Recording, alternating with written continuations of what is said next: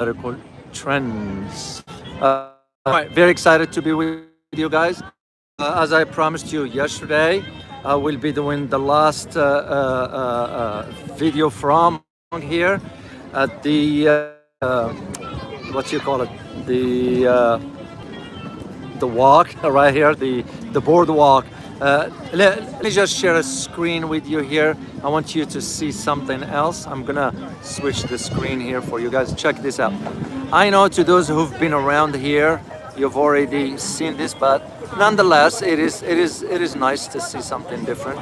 So I wanted to just show you this one here, as I am gonna be walking on the boardwalk a long way, all the way there. So I wanted to share this with you here to show you and share a few things with you. Talk about what the next location is. Unless you want to be on the video. She ducked. So anyway, first of all, let me tell you about the most significant surprise of this trip is when I was walking today and someone just walked to me. That someone is Charles. He introduced himself, Charles. He just walked towards me. When we locked our eyes, I can see this guy have like some positive energy. I don't know him. So he just walked to me and shook hands and said, I enjoy your videos here in Hong Kong. What the heck? How do you know about me? It's like, yeah, I watch you, man. I truly appreciate your videos. That's why I did that short clip. I wanted to post that one for you guys just to see. But also, it's not about that. It is about the significance of about nice people. You just never know who you may run into. And this is why I always those who gets nasty in their comments. I said, no need to be nasty, just be kind. There is no need to. So anyway, I was so touched by Charles. The coincidence. I never thought of this one. So anyway, this is that's the surprise. Second thing is I will be leaving tomorrow to my next destination. Of course, I am not gonna disclose it. Yeah, you can guess whatever, but that's the beauty of it. There are those who say, why doesn't he disclose this stuff? No. That's the beauty of it. So, but anyway, journey here in Hong Kong has come to an end here. Once again, I'm gonna just share the view with you guys here, just to see. That's the panoramic view. It's well known. You see it a lot on postcards, and one of the things that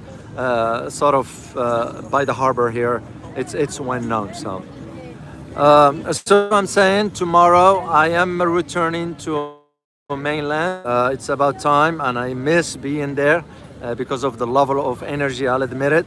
It's just different vibes on mainland. Nothing is wrong with Hong Kong. Nothing against Hong Kong.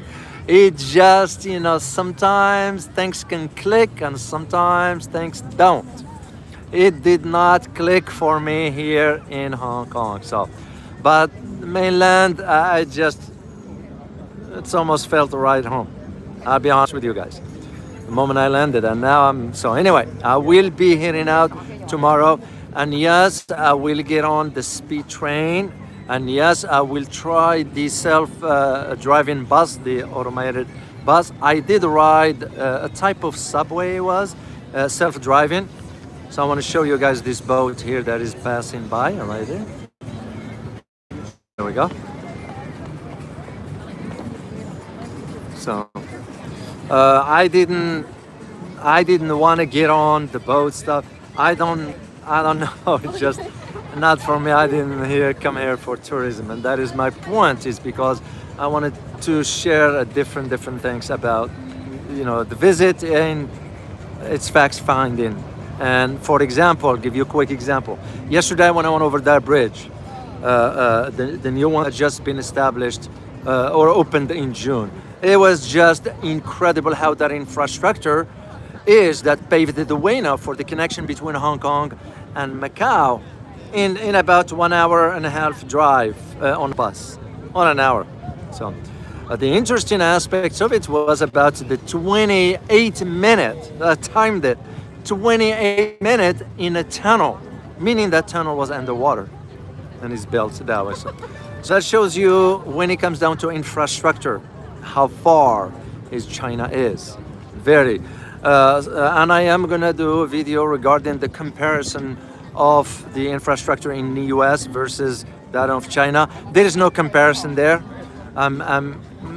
It pains me to say this, but it's the truth. My country is not investing in infrastructure because our system is corrupted to its core, and I don't shy away from saying this. Once again, it pains me. I usually I'm not a jealous type, but when I see, for example, my first days in Shanghai, and see how that streets are clean, people organized, infrastructure up to date, and I get jealous to see your country is wasting the tax dollars on irrelevant things and just fomenting tensions, wars, and so forth. You don't see China pushing for that. This is one reality that a lot of people do not want.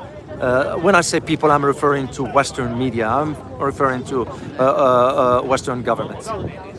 That is where that difference is. And I think here is again that famous shot here, guys, just for you to see.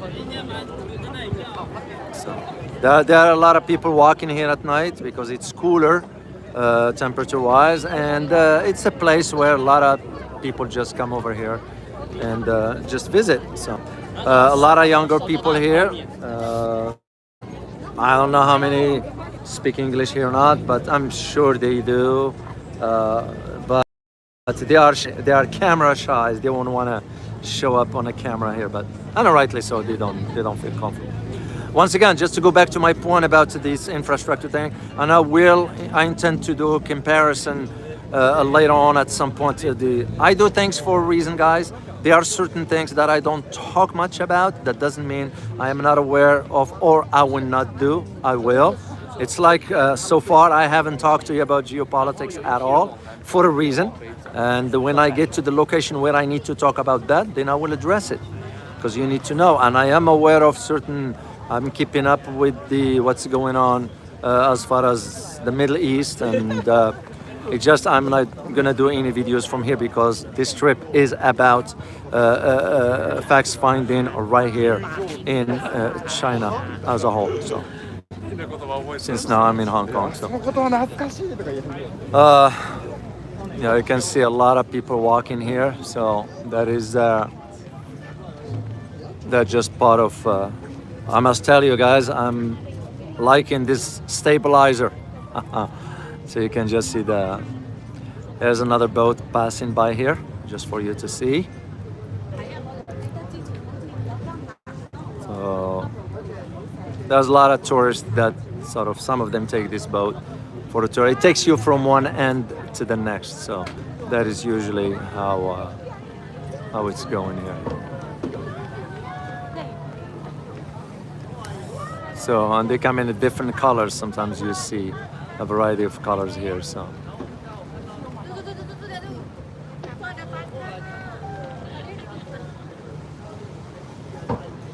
oh, thank you, Verse. Yes, I will talk about geopolitics in due time. For now, I just want to focus about.